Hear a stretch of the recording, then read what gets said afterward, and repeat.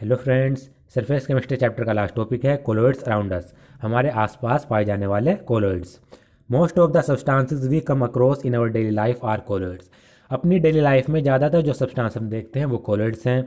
जो खाना हम खाते हैं, क्लोथ्स हम पहनते हैं, वुडन फर्नीचर, हाउस हो गया, या फिर जो अखबार हम पढ़ते हैं वो भी कोलोइड से मिलकर बने होते हैं। अब नीचे कुछ एग्जाम्पल दिए गए हैं, इंपॉर्टेंट और इंटरेस्टिंग एग्जाम्पल है कोलोइड्स के। पहला है blue colour of the sky, आसमान का नीला colour. Dust particle along with water suspended in air scatter blue light which reaches our eyes and the sky looks blue to us. तो air के अंदर वाटर में जो डस्ट पार्टिकल सस्पेंडेड होते हैं, यानी वाटर में जो डस्ट पार्टिकल सस्पेंडेड होंगे एयर के अंदर, वो ब्लू लाइट को स्कैटर कर देते हैं, बिखेर देते हैं। और जब ये ब्लू लाइट स्कैटर हो जाती है तो यही हमारे आंखों तक पहुंचती है और हमें आसमान नीला दिखाई देता है। एयर है, एयर में मॉइस्चर है, मॉइस्चर में डस्ट पार्टिकल सस्पेंड हो गए, ये कोलोइड्स बन गए। तो जब भी लाइट आएगी, लाइट इनसे कोलोइड से टकराएगी, टकराने के बाद उससे जो ब्लू लाइट है वो बिखर जाएगी, स्कैटर्ड हो जाएगी। जब एक बार ब्लू लाइट स्कैटर हो गई, ये हमारी आंखों तक पहुंचेगी ब्लू लाइट और हमें आसमान भी नीला दिखाई देगा।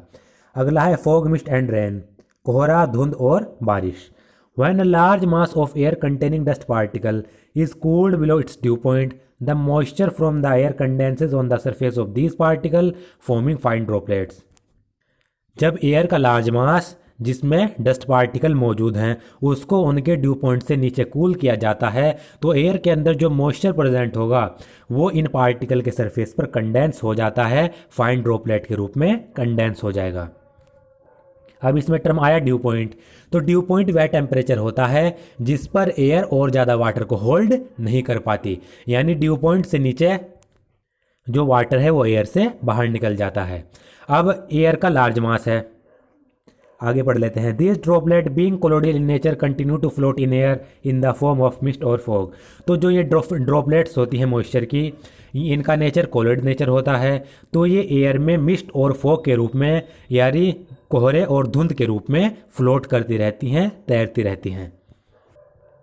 अब देखिए, मान लीजिए ये एयर का लार्ज मास है और इसके अंदर ये छोटी छोटी डस्ट पार्टिकल्स हैं, ये इसके अंदर कंडेंस हैं डस्ट पार्टिकल, यानी डस्ट पार्टिकल इसमें सस्पेंडेड है। जब इस एयर के लार्ज मास को जिसमें डस्ट पार्टिकल मौजूद हैं इसको इसके ड्यू पॉइंट से नीचे कूल किया जाएगा, तो जो इसके अंदर मॉइस्चर प्रेजेंट होता है वो इससे बाहर निकल जाता है और इनके सरफेस पर फाइन ड्रॉपलेट के रूप में कंडेंस हो जाता है, गैस से लिक्विड में के रूप में कंडेंस हो जाता है। यहाँ पर कंडेंस हो गया। अब जो ये ड्रॉपलेट्स कंडेंस हुई, इनका नेचर कोलोइडल नेचर होता है, तो ये यहाँ से निकलती हैं और एयर में फ्लोट करती रहती हैं। अब इसके सरफेस पर तो वो कंडेंस हो गई, अब सरफेस से वो एयर में फ्लोट करती रहेंगी, तैरती रहेंगी, मिस्ट के रूप में या फिर फोग के रूप में। इस तरीके से कोहरा या फिर फोग, धुंध बनता है। Clouds are aerosol having small droplet of water in suspended in air. जो क्लाउड्स होते हैं, बादल, वो एरोसोल्स होते हैं, इनमें वाटर की स्मॉल ड्रॉपलेट्स एयर में सस्पेंडेड होती है। On account of condensation in the upper atmosphere, the colloidal droplet of water grow bigger and bigger in size till they come down in the form of rain. और जैसे जैसे upper atmosphere में in small droplets का condensation होता रहता है, तो जो ये कोलोइडल ड्रॉपलेट्स हैं वाटर की, इनका साइज भी बढ़ता चला जाता है। इनका साइज तब तक बढ़ता है जब तक इनसे रेन, बारिश ना हो जाए। तो क्लाउड्स क्या हैं? वाटर के ड्रॉपलेट्स जो एयर में सस्पेंडेड हैं। जैसे जैसे अपर एटमॉस्फेयर में इनका कंडेंसेशन होता चला जाएगा और ज़्यादा ये लिक्विड में कन्वर्ट होती चली जाएंगी, तो जो ये कोलोइडल ड्रॉपलेट्स हैं इनका साइज बढ़ता चला जाएगा। इनका साइज तब तक बढ़ेगा जब तक इनसे रेन, बारिश ना हो जाए। Sometime the rain fall occur when two oppositely charge cloud meet. कभी कभी जो रेनफॉल है, बारिश, वो तब भी होती है जब दो अपोजिटली चार्ज क्लाउड आपस में मिलते हैं। एक तो रेनफॉल होने का तरीका यह है, कोलोइडल ड्रॉपलेट वाटर की हैं, इनका कंडेंसेशन होता चला जाता है, ये बिगर एंड बिगर होती चली जाती हैं, साइज बढ़ता चला जाता है। दूसरा तरीका बारिश होने का यह है कि जब दो अपोजिटली चार्ज क्लाउड आपस में मिलते हैं, टकराते हैं, तब भी बारिश होती है। एक ये क्लाउड है पॉजिटिव चार्ज, एक ये क्लाउड है नेगेटिव चार्ज। जब ये आपस में टकराएंगे, टकराने के बाद इनसे बारिश हो जाएगी। It is possible to cause artificial rain by throwing electrified sand or spraying a soil carrying charge opposite to the one on clouds from an aeroplane. तो ये भी पॉसिबल है कि आर्टिफिशियली भी बारिश कराई जा सके। उसके लिए हम क्या करते हैं, क्लाउड पर जो चार्ज होगा, बादल पर जो चार्ज होगा, उसके ऑपोजिट चार्ज की इलेक्ट्रीफाइड सैंड या फिर उसके ऑपोजिट चार्ज का सोल का हम स्प्रे करेंगे उन बादल के ऊपर। इलेक्ट्रीफाइड सैंड जिस पर चार्ज मौजूद हो, ऐसी सैंड यानी सिलिका के पार्टिकल जिन पर चार्ज हो, उसे इलेक्ट्रीफाइड सैंड कहते हैं। मान लीजिए हमारा बादल है, इस पर पॉजिटिव चार्ज है। अब इसका साइज इतना नहीं है कि इससे बारिश हो जाए। अब बारिश कराने के लिए हम क्या करेंगे, एरोप्लेन की सहायता से या हेलीकॉप्टर की सहायता से उस पर इलेक्ट्रीफाइड सैंड या फिर ऐसे सोल का स्प्रे करेंगे जिस पर चार्ज बादल के चार्ज से ऑपोजिट हो। बादल पर पॉजिटिव चार्ज है तो जो हम सोल का स्प्रे कर रहे हैं इस बादल के ऊपर, वो कैसा चार्ज होना चाहिए, वो नेगेटिव चार्ज होना चाहिए। या फिर जो हम सैंड इसके ऊपर छिड़क रहे हैं वो भी नेगेटिव चार्ज होनी चाहिए। जिससे क्या होगा, जिस सोल का हमने स्प्रे किया बादल के ऊपर, उस पर नेगेटिव चार्ज, बादल पर पॉजिटिव चार्ज, तो ये इसको न्यूट्रल कर देगा। जैसे ये इसका चार्ज खत्म हुआ, इससे बारिश हो जाएगी, कोआगुलेट हो जाएगा, इससे बारिश हो जाएगी। थर्ड है food articles. Milk, butter, halwa, ice cream, fruit juices are all colloids in one form of the other. जो ये फूड आर्टिकल्स हैं, milk, butter, halwa, ice cream, fruit juice हो गया, ये भी कोलोइड्स ही होते हैं। अगला है blood. It is a colloidal solution of an albuminoid substance. Blood colloidal solution होता है एल्ब्यूमिनोइड सब्सटेंस का। एल्ब्यूमिन्स में ग्लोबुलर प्रोटीन्स होते हैं जो वाटर में सोल्यूबल होते हैं। तो इन प्रोटीन्स का जो सॉल्यूशन कोलोइडल सॉल्यूशन होता है वो ब्लड होता है। The styptic action of alum and ferric chloride solution is due to coagulation of blood forming a clot which stop further bleeding. और जो एलम और फेरिक क्लोराइड का जो स्टाइप्टिक एक्शन होता है, एलम कहते हैं फिटकरी को, स्टाइप्टिक एक्शन का मतलब है जहाँ से ब्लड निकल रहा है वहाँ पर ये ब्लड की क्लोटिंग कर देते हैं जिससे ब्लीडिंग रुक जाती है। तो स्टाइप्टिक एक्शन क्या है, केमिकल एक्शन के द्वारा ब्लड की क्लोटिंग करना स्टाइप्टिक एक्शन कहलाता है।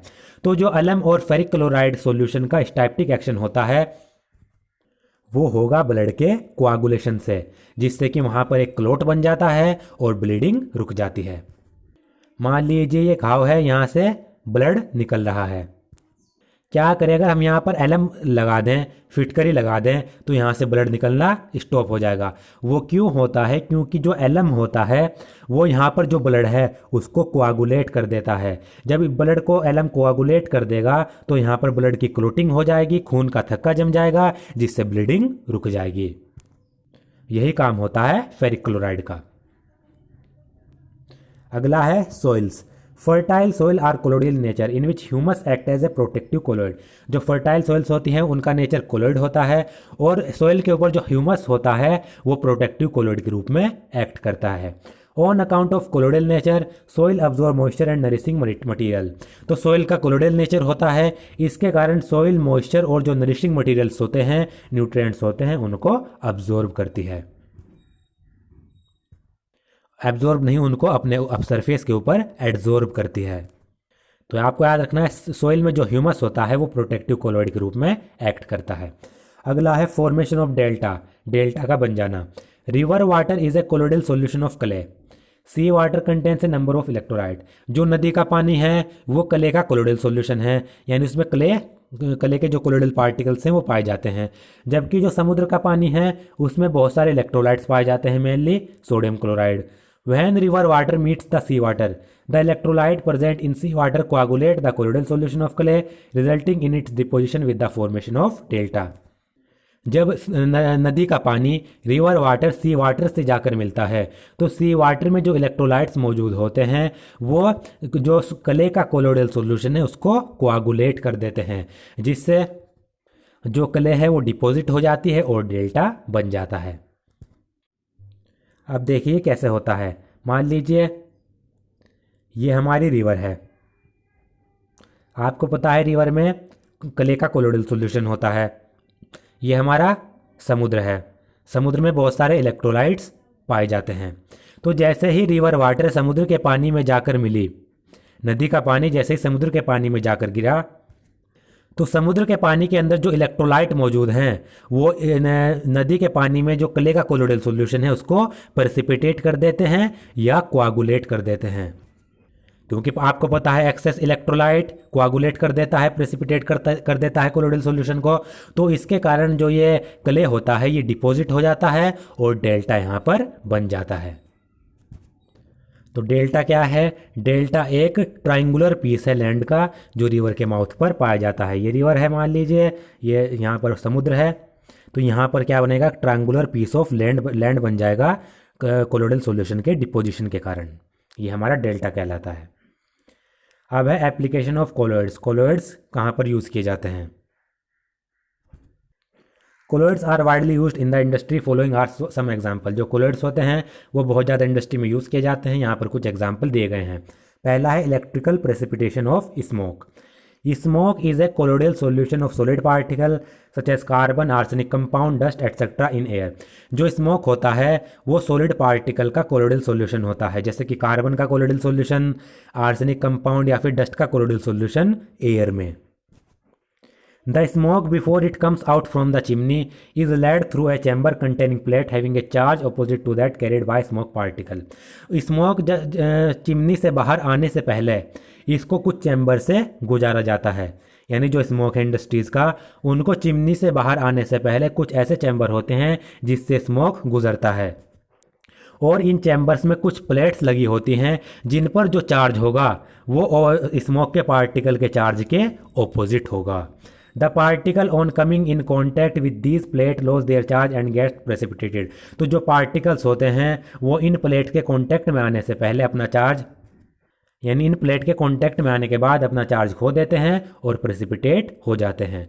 The particle the settle down on the floor of the chamber. उसके बाद जो पार्टिकल्स है वो उन चैम्बर के फ्लोर पर सेटल हो जाते हैं। The precipitator is called Cottrell precipitator. इस प्रेसिपिटेटर को हम कोट्रल प्रेसिपिटेटर कहते हैं। इसका डायग्राम आप यहाँ पर देख सकते हैं, या आप देख सकते हैं कोट्रल स्मोक प्रेसिपिटेटर। इसमें क्या होता है, यहाँ से स्मोक गुजारा जाता है और यहाँ पर प्लेट लगी होती हैं। इन प्लेट पर जो चार्ज होगा वो स्मोक के पार्टिकल के ऑपोजिट होगा। मान लीजिए स्मोक के पार्टिकल पर पॉजिटिव चार्ज है तो इन पर नेगेटिव चार्ज होगा। तो जैसे ही धुआं यहाँ से आएगा तो स्मोक के अंदर जो पार्टिकल है, डस्ट पार्टिकल या कार्बन के पार्टिकल, वो इस प्लेट के कॉन्टैक्ट में आएंगे। कॉन्टैक्ट में आने के बाद अपना चार्ज खो देंगे, और जब वो चार्ज खो देंगे तो नीचे प्रेसिपिटेट हो जाएंगे। और जब हमें यहाँ से बाहर निकलेगा, जो हमारे यहाँ से धुआं निकलेगा चिमनी से, वो कार्बन पार्टिकल या डस्ट पार्टिकल से फ्री निकलेगा, क्योंकि वो तो यहाँ पर प्रेसिपिटेट हो गए। और इसमें यहाँ पर हाई वोल्टेज इलेक्ट्रोड लगाए जाते हैं 30,000 वोल्ट्स या फिर इससे ज़्यादा। अब हमने यहाँ पर एक चैम्बर पढ़ा था ये, तो इसमें क्या होता है, यहाँ पर अलग अलग चैम्बर बने होते हैं इस तरीके से। मान लीजिए इस पर पॉजिटिव चार्ज है, इस पर नेगेटिव चार्ज, इस पर पॉजिटिव चार्ज। तो जैसे ही यहाँ से धुआं आएगा, जैसे ही यहाँ से धुआं आया, मान लीजिए धुएं के पार्टिकल पर नेगेटिव चार्ज हैं और इस पर ये पॉजिटिव चार्ज है, तो ये इससे क्या हो जाएगा, अट्रैक्ट होगा। और इससे अट्रैक्ट होने के बाद जो धुएं के अंदर पार्टिकल्स हैं वो प्रेसिपिटेट हो जाएंगे, अपना चार्ज खोकर नीचे प्रेसिपिटेट हो जाएंगे। अगर स्मोक के पार्टिकल पर पॉजिटिव चार्ज है तो वो जो नेगेटिव चार्ज वाली प्लेट है उससे अट्रैक्ट होंगे। अट्रैक्ट होने के बाद अपना चार्ज खो देंगे और नीचे प्रेसिपिटेट हो जाएंगे। चिमनी से जो बाहर धुआं निकलेगा वो गैसेज फ्री होगा। अगला है purification of drinking water. Drinking water को प्यूरिफाई करना। The water obtained from natural sources often contain suspended impurities. Natural sources से जो वाटर ऑब्टेन किया जाता है उसमें कुछ इम्प्योरिटीज़ होती हैं। Alum is added to such water to coagulate the suspended impurities and make water fit for drinking purpose. तो इन प्रकार के वाटर में अलम को यूज़ किया जाता है, फिटकरी को यूज़ किया जाता है। फिटकरी क्या कर देती है, जो इम्प्योरिटीज़ हैं वाटर के अंदर उनको कोआगुलेट कर देती हैं, प्रेसिपिटेट कर देती हैं, जिससे जो वाटर है वो पीने के लिए योग्य हो जाता है, फिट हो जाता है। तो अलम का सिंपल काम क्या है, वाटर के अंदर जो इम्प्योरिटीज़ हैं उनको कोआगुलेट करना। Medicines. Most of the medicine are colloidal in nature. ज़्यादातर जो दवाइयाँ होती हैं वो नेचर में कोलोइडल होती हैं, जैसे कि argyrol is a silver sol used as an eye lotion. Argyrol silver का सोल है जो आई लोशन के रूप में यूज़ किया जाता है। Colloidal antimony is used in curing kala-azar. जो कोलोइडल एंटीमनी है वो कालाजार डिजीज़ क्योर करने के लिए यूज़ की जाती है। कोलोइडल गोल्ड इंट्रामस्कुलर इंजेक्शन में यूज़ किया जाता है। मिल्क ऑफ मैग्नीशिया जो एक इमल्शन है वो स्टमक डिसऑर्डर्स को दूर करने के लिए, यानी पेट की जो बीमारी हैं उनको दूर करने के लिए यूज़ किया जाता है। Colloidal medicines are more effective because they have large surface area and are therefore easily assimilated. जो कोलोडल मेडिसिन्स होती हैं वो बहुत ज़्यादा इफेक्टिव होती हैं क्योंकि इनका सरफेस एरिया ज़्यादा होता है और ये इजीली एसिमिलेट हो जाती हैं। अब एसिमिलेशन का मतलब होता है आसानी से एब्जॉर्ब हो जाती हैं। और यहाँ पर है मिल्क ऑफ मैग्नीशिया, इसका केमिकल नेम होता है मैग्नीशियम हाइड्रोक्साइड, जो एंटासिड के रूप में यूज़ की जाती है। अगला है tanning. Animal hides are colloidal in nature. Animal की हाइड्स यानी एनिमल की जो स्किन होती है वो नेचर में कोलोइडल होती है। When a hide which has positively charged particle is soaked in tannin which contains negatively charged colloidal particle, mutual coagulation take place. जब भी किसी हाइड एनिमल की हाइड को जिस पर पॉजिटिवली चार्ज पार्टिकल होते हैं उसको टेनिन में सोक किया जाता है और टेनिन में नेगेटिवली चार्ज कोलोइडल पार्टिकल्स होते हैं, तो इन दोनों का आपस में म्यूचुअल कोआगुलेशन हो जाता है। This result in the hardening of leather, जिससे क्या होता है जो लेदर है वो हार्ड हो जाता है। तो एनिमल की हाइड पर पॉजिटिवली चार्ज पार्टिकल और टेनिन में नेगेटिवली चार्ज कोलोइडल पार्टिकल, इन दोनों को आपस में लाया गया जिससे इनका म्यूचुअल कोआगुलेशन हुआ, जिससे लेदर हार्ड हो गया। This process is termed as tanning. इस प्रोसेस को हम टैनिंग कहते हैं। Chromium salt are also used in the place of tannin. Tannin की जगह पर क्रोमियम सोल्ट भी लेदर को हार्ड करने के लिए यूज़ किए जाते हैं। अगला है cleansing action of soaps and detergent. Soaps और डिटर्जेंट का क्लींजिंग एक्शन ये हम पढ़ चुके हैं। Photographic plate and film. Photographic plates और films are prepared by coating an emulsion of the light sensitive silver bromide in gelatin over glass plate और celluloid films. तो फोटोग्राफिक प्लेट या फिर फिल्म्स बनाने के लिए क्या करते हैं, लाइट सेंसिटिव सिल्वर ब्रोमाइड का जिलेटिन में इमल्सन बनाते हैं और उसको ग्लास प्लेट या फिर सेलुलोइड की फिल्म पर कोट कर देते हैं। क्या करेंगे, सिल्वर ब्रोमाइड का जिलेटिन में इमल्सन बनाएंगे, उसकी कोटिंग कर देंगे ग्लास प्लेट या सेलुलोइड फिल्म में, वो फोटोग्राफिक प्लेट या फिर फिल्म्स बन जाएंगी। Rubber industry. Latex is a colloidal solution of rubber particle which are negatively charge. तो जो लेटेक्स है वो रबर का कोलोइडल सॉल्यूशन है, रबर पार्टिकल का जो नेगेटिवली चार्ज होते हैं रबर पार्टिकल, और जो रबर होती है वो लेटेक्स के कोआगुलेशन से बनाई जाती है। लेटेक्स आपने देखा होगा जो पेड़ होते हैं उनसे एक वाइट सब्सटेंस, वाइट लिक्विड निकलता रहता है, वाइट कलर का जिस तरीके से मिल्क होता है वो लेटेक्स कहलाता है। ये भी कोलोइडल सस्पेंशन होता है। तो रबर को ऑब्टेन करने के लिए क्या किया जाता है, लेटेक्स का कोआगुलेशन किया जाता है। Industrial product, paints, ink, synthetic plastic, rubber, graphite, lubricants, cement etcetera are all colloidal solution. Paints हो गया, ink, synthetic plastic, rubber, graphite, lubricant, cement, ये सभी कोलोइडल सॉल्यूशन होते हैं। दोस्तों आज का मेरा वीडियो अगर आपको पसंद आया तो प्लीज़ मेरे चैनल को सब्सक्राइब करें, इस वीडियो को ज़्यादा से ज़्यादा शेयर करें।